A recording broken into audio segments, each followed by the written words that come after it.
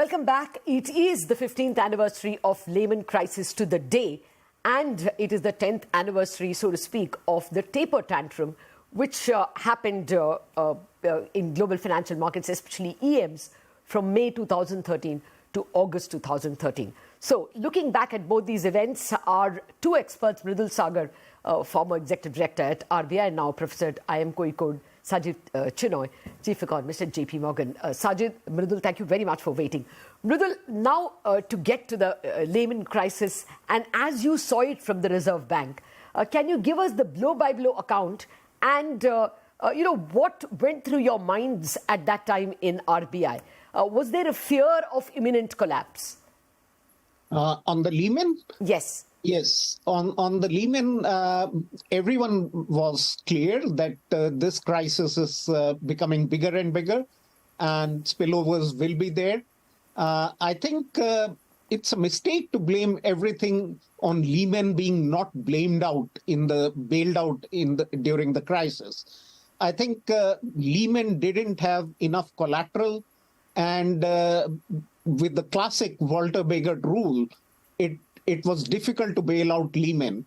But Lehman alone did not cause this crisis because essentially, if you see the spreads between the long-term banking rates and the overnight rates, they sort of spiked not on September 15th, but on September 19th, when the US Treasury announced that it will be putting in US dollars 700 billion for bank bailouts. That's what it will go to Congress for the bailout. So I think people overrate Lehman as the point. So important point here is the lesson is that the bailout strategies and the bail-ins which came later are important. We should have a clear framework for that. Okay. Sajjid, to come to you, do you think India overreacted to the Lehman crisis, which was perhaps more a North Atlantic crisis, as Rakesh Mohan calls it, more of America and Europe? And we need not have gone too loose, both with fiscal and monetary policy at that time. Well, Latha, like the pandemic, there was so much uncertainty that I don't blame policymakers at the time for saying we need some more insurance here on the growth front, because we just didn't know how acute the linkages would be, both on the financial side and the trade side. Were we entering some kind of global recession? There was too much uncertainty. Now, hindsight is 2020, but with hindsight, perhaps what needed to be done is, even if the initial stimulus was large, both from fiscal and monetary, that once it became clear 3 quarters later that India had been relatively unscathed, that growth was rebounding, the financial system was very sound, that at that point, perhaps the stimulus that had been injected could have been withdrawn sooner. Because what happened was the private sector rebounded rapidly in 2011, right? 2009, 10, and 11. But because there was all the stimulus still in the system, and it was being withdrawn very, very slowly, it set up some of these vulnerabilities that you alluded to earlier: the higher fiscal, the higher current account deficit, the real exchange rate appreciated, and that set us up for some of the trouble around the taper tantrum. So, with hindsight, it was not so much that the stimulus was too large, it was withdrawn too slowly in the subsequent years when it became clear that the impact from Lehman was quite minimal. Mridul, you agree? Agree on this, absolutely, with Sajjid on this. And the lesson here is that we need to be vigilant all the times. For instance, in the very present context, if your credit growth is hitting 20%, it's time you sort of react to it. The counter-cyclical buffers which the bank are supposed to build in good times are still not in place. So this is an opportune moment, and one would watch for the October policy if it does that. Okay. That's important. Mridul, actually, then to come to the present day, Sajjid writes in his column that there is a danger that the fiscal support given in US and Europe during COVID may overstay, because in Lehman, monetary policy did all the heavy lifting. Now is fiscal threatening to go overboard? After all, the US rates at 4.3, the 10-year yields, are telling us that they are worrying about a large deficit in the next 2-3 years, the Fitch report. Mridul. Sorry. Yeah. So I'm not too concerned on that at the moment, but I have already voiced this earlier in a newspaper article that actually we need to have a more stronger fiscal consolidation at this juncture. On the monetary side, the problem is that the global growth slowdown is really coming through. And so that is sort of putting some hassle. But again, the dithering on this thing could be costly because inflation is coming back. And one has to be watchful, not just in India. I mean, you look at any emerging market or the West, last 2 months inflation data is a tick upward and commodity prices have started increasing. So we have to be cautious of these sort of things. Okay. So, Sajjid, what's your takeaway?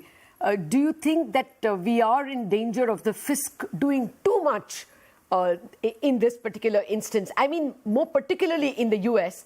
And it's a strange thing. India will have to react if US 10-year rates are at 4.3. Even if we controlled our inflation better, as the latest number indicates, we really don't have elbow room. We have to keep our rates high.